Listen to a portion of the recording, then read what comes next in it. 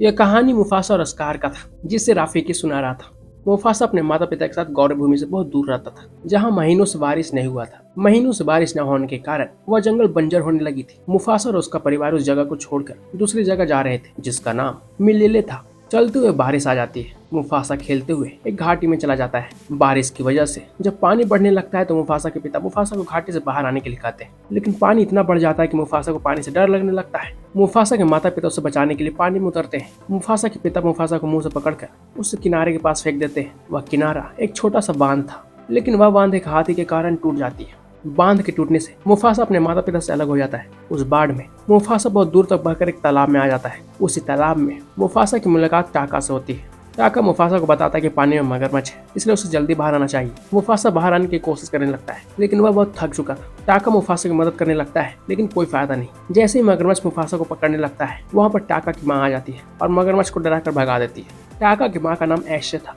टाका ऐशे को मुफासा से मिलाता है और बताता है कि मुफासा बाढ़ में बहकर आया है। ऐशे नहीं चाहते थे कि मुफासा उसके साथ आए, क्योंकि उसका पति ओवासी मुफासा को नहीं अपनाने वाला था। लेकिन जब मुफासा बताता है कि वो अपने माता पिता से खो गया है और अपना घर तलाश रहा है, तो ऐशे के पास मुफासा को अपने साथ ले जाने के अलावा कोई विकल्प नहीं बचता है। ऐशे मुफासा को अपने झुंड में ले आती है। उस झुंड के मुखिया का नाम ओवासी था। ओवासी मुफासा को अपनाने से मना कर देता है, लेकिन ओवासी मुफासा को एक चुनौती देता है और टाका से रेस करने के लिए कहता है। मुफासा के जीतने पर मुफासा वहां रह सकता था, नहीं तो ओवासी मुफासा को खा जाने की धमकी देता है। रेस शुरू होता है। ओवासी मुफासा को अपने पैरों में फंसा कर गिरा देता है, जिससे ऐशे नाराज होती है। ओवासी कहता है कि टाका कल का राजा है और इसलिए उसे अपना पहला चुनौती जीतना होगा। ऐसे ओवासी से कहती है कि अगर टाका में वह जज्बा होगा तो वह खुद से झुंड का राजा बनेगा, लेकिन ईमानदारी से, धोखे से नहीं। टाका और मुफासा दोनों रेस लगाते हैं। टाका हमेशा से एक भाई चाहता था, इसलिए टाका मुफासा को जिता देता है। ओवासी जब देखता है कि टाका जानबूझकर हार गया था, तो ओवासी गुस्सा होने लगता है। ऐसे ओवासी को रोकती है। टाका मुफासा से पूछता है कि वह तो कह रहा था कि वह बहुत तेज दौड़ सकता है, तो क्या हुआ? उसे मुफासा को जिताना पड़ा। मुफासा कहता है कि वह कई दिनों से खाया नहीं है और साथ ही वह थका हुआ भी है, इसलिए इस तरह एक गाने के साथ साथ मुफासा और टाका बड़ा हो जाते हैं। ओवासी मुफासा और टाका को एक साथ देखने पर गुस्सा होता है और मुफासा को शेरनियों के झुंड के साथ रहने के लिए कहता है। मुफासा शेरनियों के बीच रहकर शिकार करना अच्छे से सीख जाता है। मुफासा ऐशे को माँ कहता था। ऐशे मुफासा को शिकार करना सिखाती है। टाका भी मुफासा के साथ सीखना चाहता था, लेकिन ओवासी टाका को शेरों के बीच रहने के लिए कहता था और खुद आराम करता था। एक दिन ऐशे मुफासा को जोड़े में शिकार करना सिखा रही थी। टाका दूर से देख रहा था, लेकिन वहीं पर दो उजले शेर भी ताक में थे। वे दोनों ऐशे और मुफासा पर हमला कर देता है। जब टाका देखता है तो वह मदद करने आने लगता है, लेकिन डर कर टाका वहां से भाग जाता है। ऐसे टाका को जाते देखती है। ऐसे पर जब अटैक होता है तो मुफासा ऐसे को बचा लेता है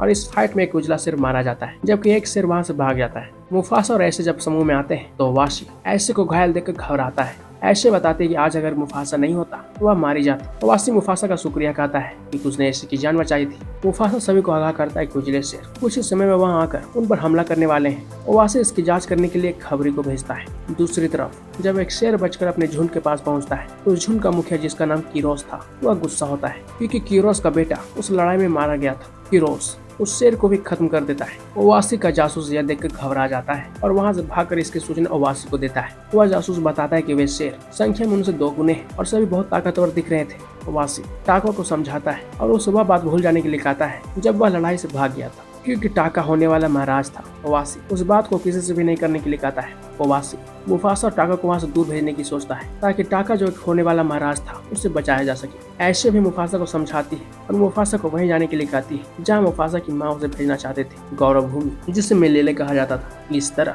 ओवासी और ऐशे अपने दोनों बेटों को आखिरी गुड बाय करती है। टाका और मुफासा वहां से चले जाते हैं। कीरोस और उसकी फौज आ जाती है। ओवासी और ऐशे दोनों मारे जाते हैं। कीरोस को टाका और मुफासा की मांग मिल चुकी थी, इसलिए कीरोस अब दोनों का पीछा करने लगता है। भागते हुए टाका और मुफासा पानी के पास रुकते हैं। वहाँ पर कीरोस आ जाता है। कीरोस दोनों को खत्म करना चाहता था, क्योंकि मुफासा ने उसके बेटे को मार दिया था और टाका होने वाला महाराज था। मुफासा टाका से मिलकर फाइट करने के लिए सोचता है, लेकिन मुफासा कीरोस के फौज को देखकर घबराता है। टाका मुफासा को लेकर पहाड़ी से नीचे पानी में छलांग लगा लेता है। पानी में कूदने पर एक और शेर उसके पीछे पीछे कूद जाता है, लेकिन वह मगरमच्छ का शिकार हो जाता है। टाका और मुफासा पानी के बहाव में बहुत दूर निकल जाते हैं। पानी से बाहर निकलने पर रात भर चलते हुए उनकी मुलाकात एक शेरनी से होती है, जिसका नाम शराबी था। शराबी के साथ उसका दोस्त जाजू भी था, जो एक पक्षी था। शराबी अपने झुंड को ढूंढ रही थी, जिसमें कुछ लोग ही बच पाए थे, क्योंकि उसके झुंड पर भी घुसपैठियों ने हमला किया था। मुफासा उसे भी अपने साथ मिलेले चलने के लिए कहता है, लेकिन शराबी को यकीन नहीं था कि मिलेले जैसी कोई जगह भी है। वह उसे कहानी समझती थी। तभी सभी को किसी की आवाज सुनाई देती है।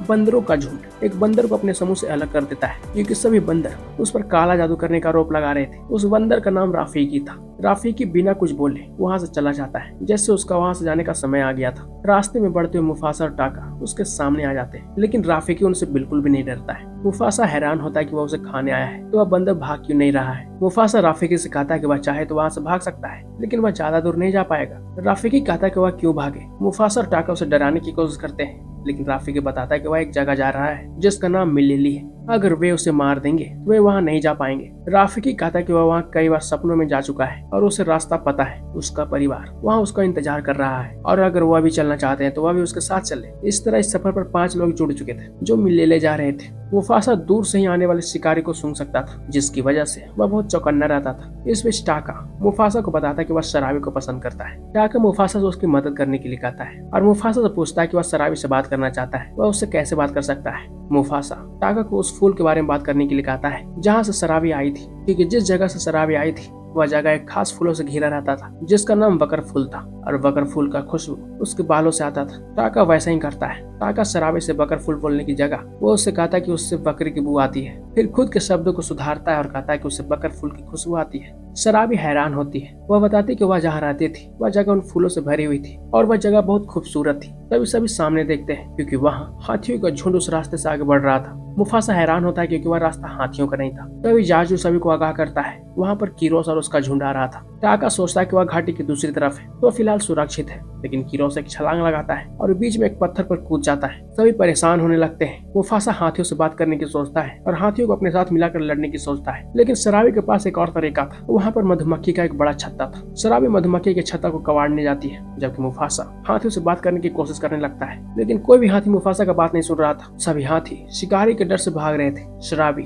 मधुमक्खी के छत्ता को हाथियों के बीच गिरा देती है, जिससे हाथी इधर उधर भागने लगते हैं और वहाँ भगदड़ मच जाता है। उसी भगदड़ में कीरोस और उसका झुंड फंस जाता है और साथ ही मुफासा और उसके दोस्त भी। टाका एक जगह छुप जाता है और मुफासा एक पेड़ पर चढ़ जाता है, लेकिन शराबी हाथियों के झुंड में फंस जाती है और वह हाथियों से घायल हो जाती है। मुफासा जब शराबी को घायल देखता है तो वह शराबी को बचाने के लिए पेड़ से नीचे उतरता है और हाथियों से बचते हुए उसके पास जाता है। मुफासा किसी तरह से उसे खींचते हुए एक गड्ढे में ले आता है और शराबी से कहता है कि उसे कुछ नहीं होगा, वह वहीं पर है। उस भगदड़ में घाटी का रास्ता बंद हो जाता है, जिससे कीरोस पीछे छूट जाता है। राफीकी शराबी को देखता है कहीं वह मर तो नहीं गई है, लेकिन शराबी जीवित थी। शराबी जब पूछते कि उसे किसने बचाया तो मुफासा टाका का नाम दे देता है। टाका भी मान लेता है कि उसने शराबी को बचाया है। शराबी टाका का शुक्रिया अदा करती है। मिलेले जाने के लिए राफीकी बर्फीले रास्ते को चुनता है ताकि वह शिकारी से बच सके।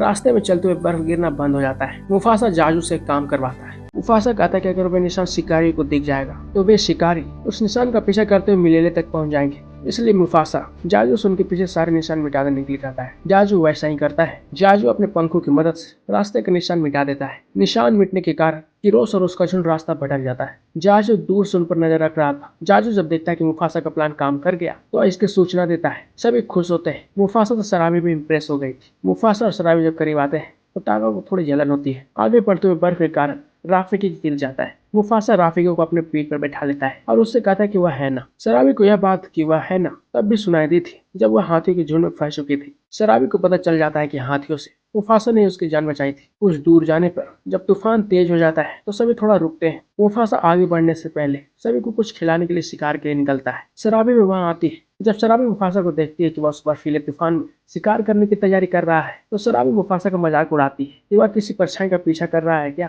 मुफासा बताता है कि वहाँ पर एक बिल्ली है और आगे बढ़ने से पहले सभी को कुछ खा लेना चाहिए। वहाँ पर सच में एक बिल्ली थी, लेकिन आवाज करने के कारण वह भाग जाती। शराबी मुफासा से कहती है कि वह एक ऐसा शेर है जो कुछ भी कर सकता है। निशान को मिटाना, दूर से शिकारियों को पहचान लेना, यहाँ तक कि उसके बालों से कौन से फूल की खुशबू आती है वह भी। मुफासा शराबी से पूछता है कि वह क्या कहना चाहती है। शराबी मुफासा को बता देती है कि उसे पता चल गया है कि उसकी जान किसने बचाई। वह मुफासा था। उसने झूठ बोला कि उसकी जान टाका ने बचाया है। मुफासा यह बात मान जाता है। मुफासा शराबी से कहता है कि यह सब टाका का नसीब है। टाका ने मुफासा की जान बचाई थी। शराबी कहती कि टाका का नसीब केवल वही था जो उसकी जान बचाए। शराबी मुफासा पर दबाव बनाती है कि वह यह बात मान ले। मुफासा बताता है कि वह उसे चाहता है। दूसरी तरफ से जब टाका देखता है कि शराबी ने मुफासा को पसंद किया है तो टाका का दिल टूट जाता है और टाका वहां से चला जाता है। गुस्से में आगे बढ़ते हुए टाका एक बर्फ की घाटी में लुढ़क जाता है और किरोस के झुंड के बहुत नजदीक पहुंच जाता है। टाका गुस्से में ही था, इसलिए वह किरोस के झुंड के पास चला जाता है। किरोस उसे देखकर बहुत खुश होता है कि आज उसे उस बर्फीली जगह पर अच्छा खाना मिलेगा। किरोस टाका से पूछता है कि उन्होंने अपना निशान कैसे मिटाया था, तो टाका बता देता है कि उन्होंने एक पक्षी की मदद से निशान को मिटाया था। टाका किरोस के झुंड से मिल जाता है और मुफासा को खत्म करने के अलावा उसे उस जगह का रास्ता भी बताने के लिए मान जाता है जहाँ मुफासा जा रहा था। इस तरह टाका बहुत देर बाद आता है। मुफासा पूछता है कि वह कहाँ था। टाका बताता है कि वह शिकार खोज रहा था, लेकिन उसे नहीं मिला। मुफासा टाका को शराबी के बारे में बताने की कोशिश करता है, लेकिन टाका बातों को बदल देता है और टाका मुफासा को धन्यवाद कहता है क्योंकि उसने ऐशे और ओवासी की बात मानकर टाका की जान बचाई थी। तभी वहाँ पर जाजू आता है और सभी को बताता है कि घाटी से जाने का एक रास्ता मिल गया है। वहाँ पर एक बर्फ का पहाड़ टूटकर गिरने लगता है, जिससे मुफासा थोड़ा घबराता है। राफिकी कहता है कि धरती का हिलना तय है। राफिकी सभी को अपने पीछे चलने के लिए कहता है। सभी आगे बढ़ते हैं। टाका किरोस के लिए अपने पीछे निशान बनाता जा रहा था। आखिरकार सभी मिलेले पहुंच जाते हैं। मुफासा ने जैसा अपनी माँ से सुना था वह जगह बिल्कुल वैसा ही था। राफिकी उस पेड़ को देखकर बहुत खुश होता है जो उसके सपने में उसे दिखते थे। मुफासा के पूछने पर कि क्या उसे वही पेड़ उसके सपने में दिखता था, वह हाँ कहता है। राफिकी बताता है कि उसे वहाँ उसका भाई भी दिखता था। मुफासा पूछता है कि वहाँ तो और कोई भी नहीं है। राफिकी बताता है कि उसका भाई तो उससे बरसों पहले बिछड़ गया था, लेकिन जिससे वह यहाँ देखता था वह भी उसका एक भाई था। राफिकी बताता है कि वह मुफासा को वहाँ देखता था उसके भाई की तरह एक परिवार के साथ। तभी वहाँ पर एक जिराफ आता है जो मुफासा को उसके नाम से बुलाता है। मुफासा हैरान होता है कि वह उसे कैसे जानता है। जिराफ बताता है कि वह जानता है कि उसके पीछे घुसपैठिए हैं, जिसकी वजह से वह भी खतरे में है। मुफासा सभी से कहता है कि उसने किसी भी तरह का निशान नहीं छोड़ा है और वह जगह महफूज है। मुफासा उनसे वादा करता है कि वह सलामती किसी भी कीमत पर नहीं खोने देगा। तभी एक दहाड़ सुनाई देती है जिससे सभी घबरा जाते हैं। वहाँ पर किरोस और उसका झुंड आ चुका था। किरोस सभी को कहता है कि वे लोग उससे न डरे, वह केवल मुफासा को खत्म करने आया है। मुफासा सभी से कहता है कि वे सभी किरोस की बातों में न आए। मुफासा सभी से लड़ने की सोचता है। शराबी पूछती है कि वह क्या कर रहा है। मुफासा बताता है कि वह सभी को बता देगा कि वह जानवर भी लड़ सकते हैं। मुफासा राफिकी से कहता है कि उसके इशारे करने पर वह सभी को साथ बुलाए। राफिकी तैयार होता है। किरोस जब देखता है कि वहाँ कुछ और शेर हैं, तो किरोस उन्हें ढूंढने के लिए अपने लोगों को भेज देता है। शराबी भी मुफासा का साथ देने की सोचती है। शराबी वहाँ पर मौजूद शेरनियों से बात करने की सोचती है और उन्हें अपने साथ लड़ने के लिए मनाने जाती है। मुफासा हैरान था कि किरोस वहाँ कैसे पहुँच गया था। किरोस बताता है कि टाका ने उसके लिए निशान बनाए। उसने अपनी जान के बदले मुफासा की जान का सौदा किया है। मुफासा हैरान होता है। मुफासा टाका से पूछता है कि उसने ऐसा क्यों किया। टाका मुफासा से कहता है कि उसने उसकी किस्मत छीन ली है। किरोस सभी से कहता है कि वह मुफासा का अकेला शिकार करेगा और उसके बीच कोई नहीं आए। दोनों लड़ते हुए वहाँ से दूर चले जाते हैं। किरोस मुफासा को पीट रहा था। मुफासा किसी तरह से उसे एक ढलान से नीचे गिरा देता है और खुद दूसरी तरफ आकर तेज आवाज में दहाड़ने लगता है। सभी जानवरों का ध्यान मुफासा की तरफ जाता है। शराबी भी जिन्हें समझाने की कोशिश कर रही थी वह भी मुफासा की बातों पर ध्यान देने लगते हैं। मुफासा सभी से कहता है कि अगर वह सभी अपनी परवाह करेंगे तो वह हालात नहीं बदलने वाला है। मुफासा सभी को बताता है कि अगर आज उन्होंने उन शेरों को खत्म कर दिया तो वे कल फिर से उनका शिकार करने आएंगे। मुफासा सभी जानवरों का हौसला बढ़ाता है और सभी को मिलकर लड़ने के लिए एकजुट कर लेता है। सभी जानवर मुफासा का साथ देने के लिए मान जाते हैं और दूसरे शेरों को वहाँ से भगाने लगते हैं। इस बीच किरोस कुछ शेरों के साथ मुफासा के पास पहुंच जाता है। मुफासा सभी से निपटने के लिए तैयार होता है। एक शेर मुफासा को खींचते हुए खाड़ी के नीचे गिरा देता है। मुफासा एक गुफा में गिर जाता है। मुफासा फिर से उठता है। वहाँ पर किरोस फिर से उस पर पीछे से हमला करता है, लेकिन मुफासा उससे बच जाता है। मुफासा और किरोस फिर से लड़ने लगते हैं। टाका वहीं आ जाता है। मुफासा किरोस को कड़ी टक्कर दे रहा था, लेकिन मुफासा हारने लगता है। टाका को उसका बचपन याद आता है और उसकी माँ ऐशे की बात याद आती है। ऐशे ने टाका से कहा था कि उसे भी एक दिन बहादुर दिखाने का मौका मिलेगा। किरोस मुफासा को जख्मी कर देता है। टाका जब देखता है कि किरोस मुफासा को खत्म करने वाला है तो टाका बीच में आ जाता है और उसे बचा लेता है। टाका के चेहरे पर पंजों का निशान आ जाता है। टाका किरोस से कहता है कि वह मुफासा की जान न ले। किरोस कहता है कि उसने उसकी जान नहीं लिया है, बल्कि टाका ने उसकी जान ली है। टाका और मुफासा दोनों मिलकर साथ में लड़ने की सोचते हैं। किरोस दोनों से लड़ने लगता है। दूसरी तरफ शेरनियों का झुंड एक दूसरे से टकराने ही वाले थे कि अचानक किरोस मुफासा और टाका के फाइट से ऊपर वाला हिस्सा गिर जाता है और कई शेरनियां उसमें गिर जाती है। ऊपर से पहाड़ के टुकड़े गिरने के कारण एक गड्ढा हो जाता है जिसमें पानी था। उस पानी में किरोस और मुफासा गिर जाते हैं। टाका किसी तरह साइड होकर बच गया था। पानी के अंदर किरोस और मुफासा लड़ रहे थे। अचानक एक बड़ा चट्टान टूटकर पानी में गिर जाता है। मुफासा को ऐसे माने किसी भी तरह की हलचल को पहचानने का तरीका सिखा चुकी थी। मुफासा को पता चल जाता है कि एक बड़ा चट्टान आ रहा है। मुफासा किरोस को उसे चट्टान के नीचे धकेल देता है। इस तरह से